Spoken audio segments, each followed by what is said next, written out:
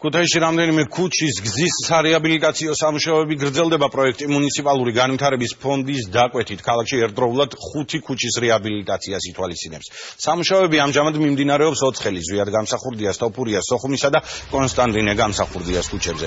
პროექტის ღირებულება 1.200.000 ლარამდეა. სამშენებლო სამუშაოები სახელმწიფო ბიუჯეტიდან ფინანსდება. ოცხელის ქუჩის რეაბილიტაცია ერთ თვეში დასრულდება. დანარჩენი 4 ქუჩის სამუშაოები კი 3 თვეში. პროექტის ფარგლებში ერთ-ერთ ქუჩაზე გზაგამტარი ხიდის გარშემო ქუჩის საფარის ზედა და ქვედა ფენების მოწყობა და სათვალთვალო ჭების გასწორება სატრანსპორტო ნიშნულზე იგეგმება. ჩვენთან ერთად ადგილობრივი წყლის კომპანია, ქუთაისის წყლის კომპანია გვეხმარება წყლის სამუშაოების რეაბილიტაციაში და შესაბამისად, როგორც კი დამთავრდება წყლისარეაბილიტაციო სამუშაოები, ავტომატურად ჩვენი სამუშაოებიც მიებნევა და პარალელ რეჟიმში მოხდება ამ ქუჩების გახსნა. ცუდი მდგომარეობა იყო.